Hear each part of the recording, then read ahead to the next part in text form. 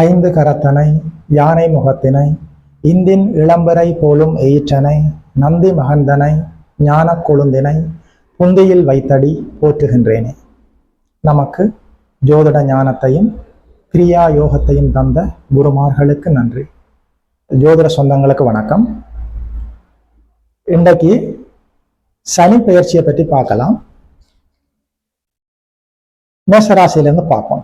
முதல்ல மேசராசிக்கு எப்படின்னு பார்ப்போம். இந்த சனி பயிற்சி, சனி பகவான் ஒரு ராசியில வந்து நின்றால் மொத்தம் 4 வீடுகளை 4 ராசிகளை தன்னுடைய கண்ட்ரோல்ல எடுத்துருவார். என்ன காரணம் என்று சொன்னா, சனி பகவான் வந்து நிற்கிற ராசியையும் தன்னுடைய கண்ட்ரோல்ல எடுத்துருவார்.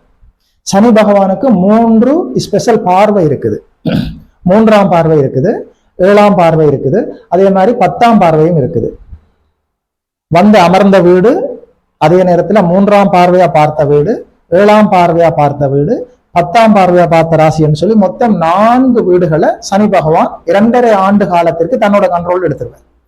அதனால இந்த சனி பயிற்சின்றது ஒரு முக்கியமான பயிற்சி. அதை பற்றி பார்ப்போம். இன்றைக்கு முதல்ல மேசராசி. மேசத்துக்கு வந்துட்டு சனி பயிற்சின்றது எங்க வரப்போறார்? சனி பகவான் 12ஆம் வீட்டுக்கு வரப்போறார். மேசத்துக்கு 12ஆம் வீட்டுக்கு சனி வாரார். 12ஆம் வீடுன்றது விரயஸ்தானம். அதே நேரத்துல மேசத்துக்கு இப்போ வந்துட்டு 7.5 சனி ஆரம்பம். 7.5 சனிதான் என்று சொல்லி பயப்பட வேண்டாம். இந்த 7.5 சனியில ஜென்ம சனியாக வருகிற போது கொஞ்சம் கடுமையான கெடுபலங்கள் இருக்கும். அதை பற்றி ஒன்றும் no doubt about that. At the same time அஷ்டம சனியாக வருகிற போதும் தாக்கங்கள் கொஞ்சம் கூடுதலா இருக்கும். ஆனா இப்ப மேசராசிக்கு வந்துட்டு விரய சனி தானே, நல்ல வருமானம் இருக்கும், போதிய வருமானம் இருக்கும், சேமிச்சு வைக்க முடியாது. என்னது இப்ப இந்த வேடிக்கையா சொல்லுகிறோமே, கையில வாங்கினோம் பையில போட்டோம் காசு போன உடனே தெரியலன்னு சொல்லி, அந்த கதை தான். அதனால மேசராசிக்காரர்கள் வீண் விரயங்களை கொஞ்சம் குறைத்து கொள்ள வேண்டும். விரயச்சனி வந்திருக்கிற போது நல்ல வருமானத்தை தருவார், நல்ல வேலை வாய்ப்பு கிடைக்கும், நல்ல வருமானம் கிடைக்கும். ஆனால் வருமானத்தை எங்களால சேமித்து வைக்க முடியாத ஒரு கடினமான சூழல் இருக்கும். அதனால சேமிக்கக்கூடிய பழக்கத்தை சொல்லி தருவதற்காக இந்த சனி பகவான் வந்திருக்கிறார். அப்படித்தான் எடுத்துக்கொள்ளணும். அதே நேரத்துல மேசராசிக்கு 7.5 சனி ஆரம்பமா இருந்தாலும் அது ஜென்ம சனியாவோ அஷ்டம சனியாவோ இல்லை, பெரிய அளவில் கஷ்ட நஷ்டங்களை தந்துராது. படிக்கின்ற பருவத்தில் இருக்கிற மாணவர்களுக்கு கொஞ்சம் கல்வியில கொஞ்சம் கவனச்சிதறல் இருக்கும். அதனால கவனச்சிதறல் இல்லாமல் நல்லபடியா பிள்ளைகள் படிக்கணும், அந்த விஷயத்தையும் பார்த்து கொள்ளணும். சரி, இப்ப எங்களுக்கு சனி மட்டும்தான் கிரகம் இல்லத்தானே, குரு இருக்குது, ராகு இருக்கு. ராகு இது பேச்சு மே மாதம் 18ஆம் தேதி வரப்போகுது. மேசத்துக்கு 11ஆம் இடத்துல லாபஸ்தானத்துல வரப்போற ராகு அட்டகாசமா இருக்குமே, நல்ல பலன்களை நிறைய தருமே.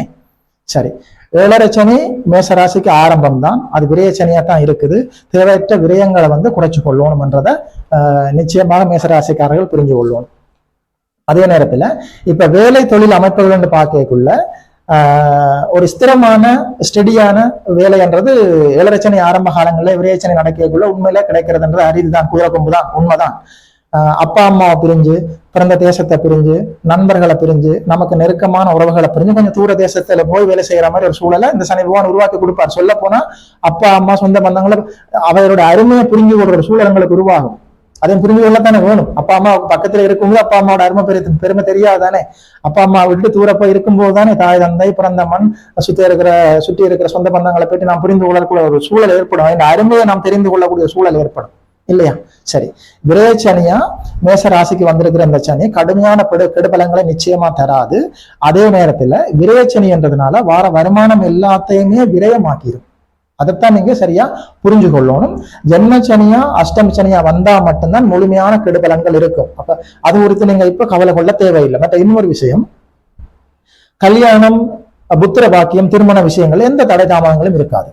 விரயச்சனியா வந்திருந்தாலும் 7.5 சனியா வந்திருந்தாலும் புத்திர பாக்கியத்திற்கோ திருமணம் செய்வதற்கோ சுப நிகழ்ச்சிகள் நடத்துவதற்கு தடையா இருக்காது. அதனால அது குறித்த சிக்கல்களும் உங்களுக்கு தேவையில்லை. எப்பவுமே பிறந்த ஜாதகத்துல இப்ப என்ன தசாபுத்தி நடக்குது என்றது மட்டும்தான் இப்ப நிகழ்காலத்துல எங்களுக்கு என்ன நடக்கும், என்ன சம்பவம் நடக்கும்ன்றதை தீர்மானிக்கும். கோச்சார பலன்கள்ன்றது எப்பவுமே இந்த கிரகங்களுடைய இடப்பெயர்ச்சி என்றது எப்பவுமே ஒரு 30% தான், 30% தான் நடக்கும். தசாபுத்திகள் பிறந்த ஜாதகத்தின்படி ஜனன ஜாதகத்துல பிறந்த ஜாதகத்துல இப்ப என்ன தசாபுத்தி நடக்குது என்றதுதான் எங்களுக்கு கிட்டத்தட்ட 75% மேஜரா ரோல் எடுத்து செய்யக்கூடியது இப்ப எங்களுடைய ஜாதகத்துல பிறந்த ஜாதகத்துல நடக்கிற தசாபுத்திகள் தான். சரிதானே? மேச ராசிக்கு 7.5 சனி ஆரம்பம், இப்ப அது விரயச்சனியா வந்திருக்குது. நல்ல வருமானம் இருக்கும், வேலை வாய்ப்புகளும் இருக்கும், அது குறித்த ஒரு சந்தேகமும் இல்லை. ஆனா எல்லாமே தேவையில்லாம விரயமாய் கொண்டே இருக்கும். அப்ப விரயத்தை குறைக்கிறது எப்படி, சிக்கனம் பண்றது எப்படி, சேமித்து வாழ்வது எப்படி என்பதை கற்றுக்கொள்ள வேண்டும். அதுதான் இப்ப மேசராசிக்கு சொல்லக்கூடிய ஒரே விஷயமா இருக்குது. மற்றது மேசராசிக்காரரை பொறுத்த வரைக்கும் இப்ப விரயச்சனி ஆரம்பம் இப்பல இருந்து 2.5 வருஷத்துக்கு பிறகு 2027 ஜூன் மாதத்துக்கு பிறகு திரும்ப இன்னொரு சனிப்பெயர்ச்சி இருக்கு இல்லையா, அந்த சனிப்பெயர்ச்சி மேசராசிக்காரர்களுக்கு ஜென்மச்சனியா வரும். அப்பத்தான் மேசராசிக்காரர்களுக்கு ஒரு கடினமான ஒரு சூழல், தடை தாமதங்கள், கொஞ்சம் சிக்கல்கள் ஏற்படும். ஆக மொத்தத்துல கிட்டத்தட்ட இப்பல இருந்து தோராயமா ஒரு 5 வருஷத்துக்கு பிறகுதான் மேசராசிக்காரர்கள் செட்டில் ஆக முடியும். கடுமையான கெடுபலன்கள் இப்ப இந்த விரயச்சனியில இருக்காது. அதே நேரத்துல தேவையற்ற வீண் விரயங்களை குறைச்சு கொள்ளணும். மனப்பதட்டம் தேவையில்லை. அதாவது 11ஆம் இடத்துல ராகு மே மாதம் 18ஆம் தேதி பயிற்சியாகி வரப்போறார், லாபஸ்தானத்துக்கு வரப்போறார். நிச்சயமா நற்பலன்கள் இருக்கும். ஜென்மச்சனி 2027 ஜூன் மாதத்துக்கு பிறகு ஜென்மச்சனியாக இந்த சனி பயிற்சி நடக்கிற போது, அடுத்த சனி, இந்த சனி பயிற்சியில இதுக்கு அடுத்த சனி பயிற்சி நடக்கிற போதுதான் மேசராசிக்காரர்கள் சிறிது உஷாராக இருக்க வேண்டும். சரிதானே? மேசராசிக்காரர்களுக்கு இந்த சனி பயிற்சி நல்ல சனி பயிற்சி தான். தேவையில்லாத வீண் விரயங்களை குறைச்சு கொள்ளணும். அதே நேரத்துல படிக்கிற பருவத்தில் உள்ள மாணவர்கள் மாணவிகள் படிப்புல கவனம் செலுத்த வேண்டும். ஏனென்றால் விரயச்சனியா 7.5 சனி ஆரம்பமாகிற போது படிப்புல கவன சிதறல்கள் ஏற்படும். சோ கவனச்சிதறல் இல்லாம மாணவர்கள் படிக்க வேண்டும். வேலை வாய்ப்புகள்ல கொஞ்சம் விஸ்தரமான தன்மை 7.5 சனி ஆரம்பமாக இருக்காதுதான். அதே நேரத்துல வருமானம் இருக்கும். உறுதியா நல்ல வேலை கிடைச்சு நல்ல வருமானத்தோட நல்லபடியா செட்டில் ஆக முடியும். மேச ராசி இருக்கிறதான் சொல்ல முடியும். சும்மா நான் ஒன்றும் அடிச்சு விட முடியாது பொய்ய. இப்பல இருந்து ஒரு 5 வருஷத்துக்கு பிறகுதான் மேச ராசிக்கார பரிபூரணமாக செட்டில் ஆக முடியும். அடுத்த சனி பயிற்சிக்கு பிறகு அந்த ஜென்மச்சனி முடிஞ்சதுக்கு பிறகு. சோ 7.5 சனி ஆரம்பம், விரயச்சனி ஆரம்பம். இந்த சனி பயிற்சி மேச ராசிக்காரர்களுக்கு அப்படி ஒன்றும் தீய கெடுபலன்களை தந்துராது. சுப விரயங்கள், வீண் விரயங்கள் விரயங்கள் இருக்கும். விரயங்களை கொஞ்சம் கட்டுப்படுத்தி வச்சிருந்தாலே இந்த 7.5 சனியை நாம் சுலபமா மேச ராசிக்காரர்கள் கடந்து போயிடலாம். சரிதானே? இது போல தொடர்ந்து நாங்க உங்களை சந்திக்கிறோம். விருப்பம் உள்ளவங்க தொடர்ந்து பாருங்க.